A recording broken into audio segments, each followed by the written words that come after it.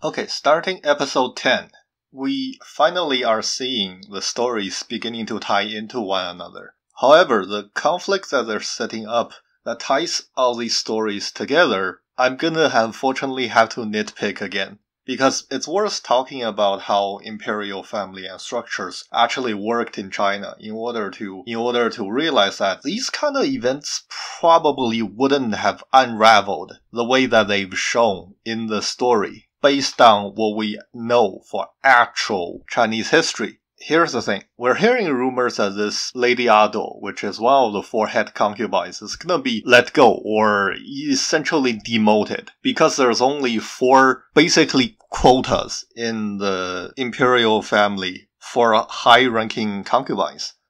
Some dynasties will have a quota on how many concubines of certain ranks you are allowed to have as an emperor. But more often than not, emperors either never fill that quota or they've overfilled that quota and they had to start making things up on their own. It's never that this is a quota and you strictly stick to it. There might be a quota, but the way they're depicting it was essentially if someone wants to rise up and you're at a certain age, if you're a higher ranking concubine, then you kind of have to step down and let the other person move up, which we have no case of that throughout history. The only way that a concubine might be demoted or let go, in a sense, would have been that if they've done something wrong. If they've done something wrong, but at the same time it might not be punishable by death, so if it's not as severe as like a death sentence, then you might be demoted. Example will be being mean to other concubines, like on the surface. Secretly, they might be in a political tug of war, but you don't show that you're being mean on surface.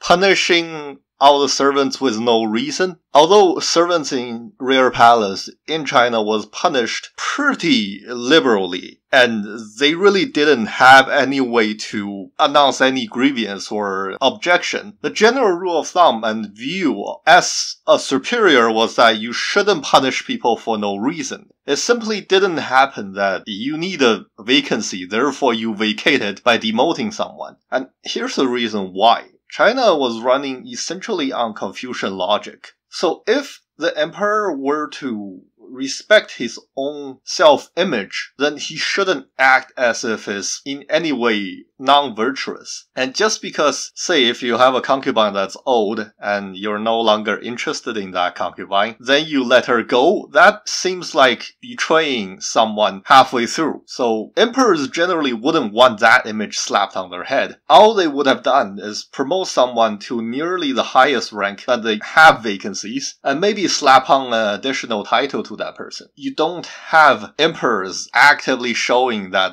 he's vacating a spot for new people to come in. That just seemed too immoral. And it doesn't even matter if said concubine come from a prominent family and you want to make political alliances. Even the most influential prominent families throughout history, they care about their own self-image as well. And no family will actually ask this from the emperor because it'll seem like they were the bad guys and nobody want to look like they were the bad guys.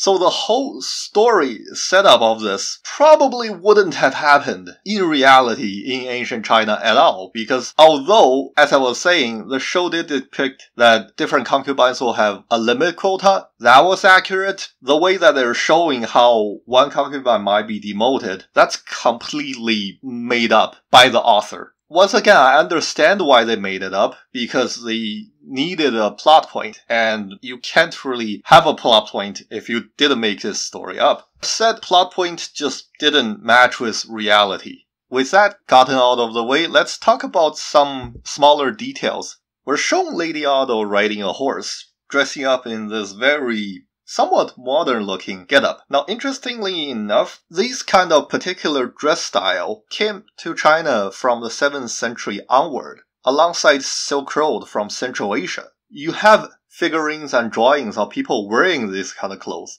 However, these would have been seen as a more sportswear kind of getup. You ride horses wearing this. This was no formal attire. There were people that prefer this kind of dress because of utility. Contrary to other kind of official attire you've seen other people wear. When Mama was helping out in this particular palace, they were actually drying up books, which was a special occasion kind of thing back in China. Books are obviously printed on paper, and back then there weren't that many modes of desiccating the air, so if moisture was too high, then your books will start to get moldy and eventually will fall apart. In order to prevent that, more often than not, when the weather's nice enough, it's completely sunny and dry enough, people took out books and leave them out to dry. And what's interesting is that people actually specifically took out books to dry on one particular day, which is July the 7th in Chinese calendar, which in Western calendar will be somewhere in mid-August. China's climate might vary from north to south, but generally speaking, August in China usually were a little bit dry. You had your rain come in usually a bit earlier in June or July. And then August, September, maybe fall season, it's a little bit drier. And the weather is not cold, so you get the chance to actually dry your books. And there was a special festival where you take out your books to dry, you invite people over for food. And interestingly enough, they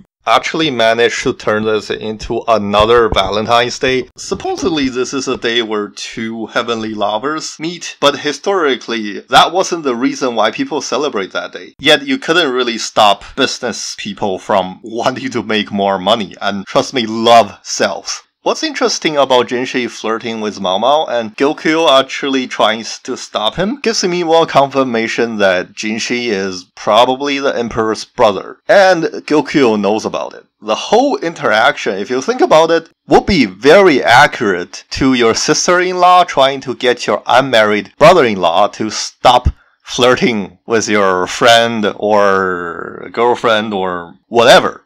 That interaction, it pretty much almost confirms that Gyokyo knows who Jinshi really is, and they're acting accordingly.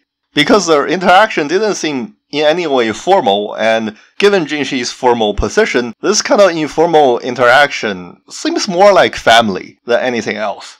And when we talk about the emperor's first son dying at a young age, that's not uncommon. Even for imperial families, who probably had the best care and treatment out of everybody, infant mortality was a big thing before modern medicine was invented throughout the world. And China was no exception. You'd often see emperors losing more than half of their children before adulthood.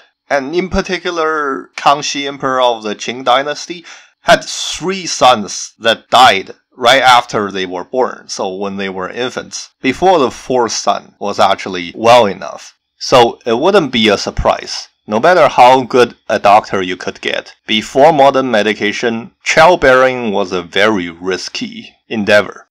And we have depictions of 3 medicinal plants that Mao Mao's dad planted. When he was a doctor in the Royal Palace, we pretty much were confirmed that, first of all, he is a eunuch. Second, he did work in the Royal Palace, that he planted all 3 of these plants shown. And the first one we see here is a plantago diuretic. You can actually find these and take the leaves out and boil it as a tea, and it'll also work as a diuretic. Second one is actually a weeping forsythia. It's a native plant in China, usually used to treat inflammation, cough, and bacterial infection, generally applied as an anti-inflammatory. And the third flower we see is a tiger lily, which is used for, interestingly enough, treating poisoning. And at the very end, we are confirmed as to what I suspected. So Mao Mao's dad, first of all, was a eunuch and a doctor in the Royal Palace. And secondly, he actually did receive corporal punishment by having one of his kneecaps chopped off,